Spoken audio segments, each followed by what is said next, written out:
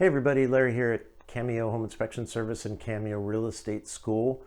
We're still having a few little issues trying to get the software worked out so that we can do a Facebook live stream with Randy Gandera from Certified Indoor Air. But in the meantime, what I thought I would do is share with you some kind of interesting construction details we don't see very often that has to do with the substructure crawl space, and it's what we call an encapsulated crawl space. Typical construction in this part of the world is that we have a raised foundation, and your foundation basically is like an upside down T. You have the footing and you have the stem wall. We have foundation vents that go through that, and then we have a vapor barrier that goes on top of the dirt. Older construction, it would be like a clear plastic. We don't do that anymore. Nowadays it would be a 6 mil black plastic. So the intent of that is twofold. Number one, if there's water vapor underneath in the soil, it comes up, it hits the bottom of that vapor barrier, it migrates laterally, and it escapes through the foundation vents, provided you haven't covered them up for the winter. The other is radon mitigation, and even though that we're in a low-risk area for that particular condition, we still build to code to prevent any kind of radon intrusion into the home. So what would happen is that if there was radon gas coming up through the soil, it would again hit that vapor barrier and it would migrate laterally. It would escape through the foundation vents. So that's typical construction. But every once in a while, what we run up against is what's called an encapsulated crawl space. So the idea with this is that instead of having foundation vents, instead of having that air movement and such through the crawl space, everything is sealed.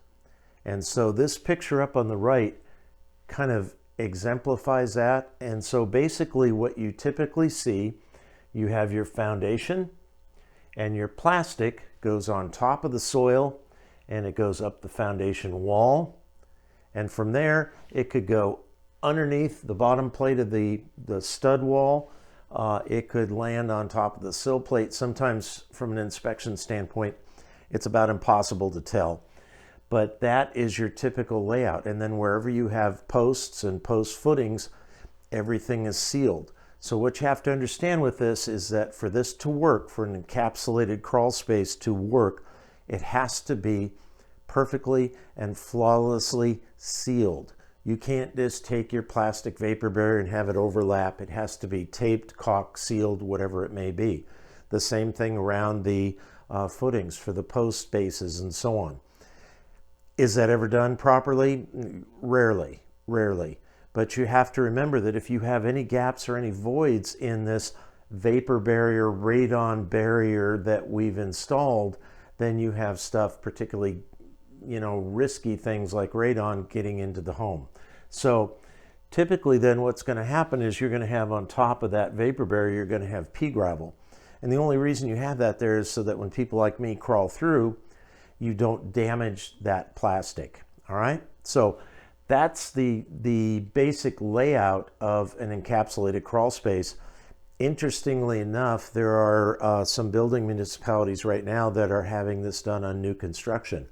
They're still putting in foundation vents, but they're running that black plastic all the way up to the bottom plate of the wall. So from an inspection standpoint, here's the rub, here's the problem.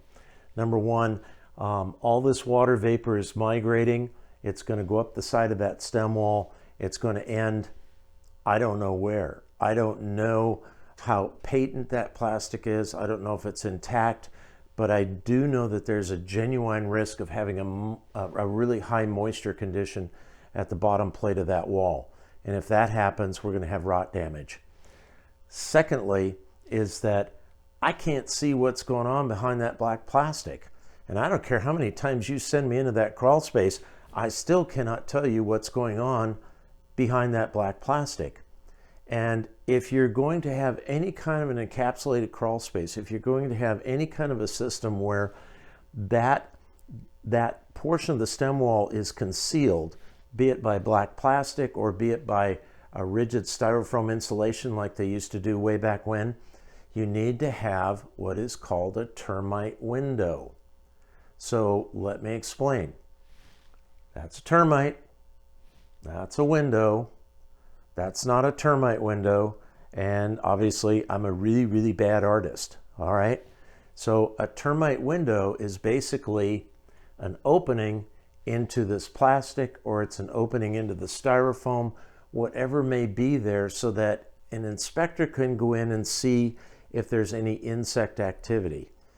The problem with this kind of an installation is that you've created an extremely wonderful conducive condition for bugs, for wood destroying organisms, and particularly if you're in an area of town where we have subterranean termites, which is basically anywhere where there's sandy loam. So subterranean termites, they live underground, okay? They're very diminutive, they're very fragile, they're very susceptible to anything that could damage them. That's why they build these mud tubes and get up into the structure. So you've given them everything that they need right here. They've got moisture because of the concrete, they've got darkness, they've got protection from the elements. I mean, this is fabulous. This is awesome. This is like I-5 going to Seattle without any traffic, okay? So without a termite window in there, there's no way an inspector can give you any clue what's happening back behind there. I'm kind of obligated to tell my clients, it's like, look, I can't tell you what's behind there. There could be hidden conditions. I have to do that.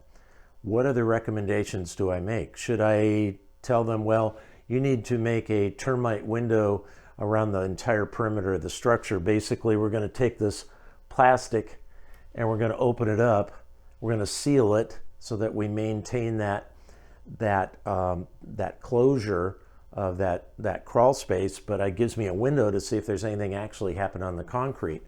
Is that a realistic thing to do? Probably not.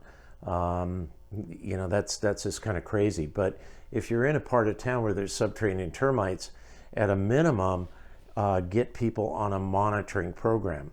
And so what happens with that is that a pest control operator or a pest management professional will basically set bait stations around the structure, and they'll check them periodically for any kind of termite activity. You don't just come out of the gate and say, well, you know, you've got this and you're in termite town, I think you should treat. Well, this isn't like doing periodic maintenance treatments for carpenter ants. This is expensive because, again, these guys live in the ground. And if you really want to do this right, in my opinion, you drill and inject around a structure. So a carpenter ant treatment might be $300–400. A termite treatment, you might want to put a 1 in front of that, or even more if you've got to drill through concrete and so on. So in my opinion, again, not the best construction methodology, not the smartest in terms of pest management, but it still does happen. We still do see it. And as an inspector, I think it's important that we just educate our clients so that they know, you know, I can't see what's going on behind there.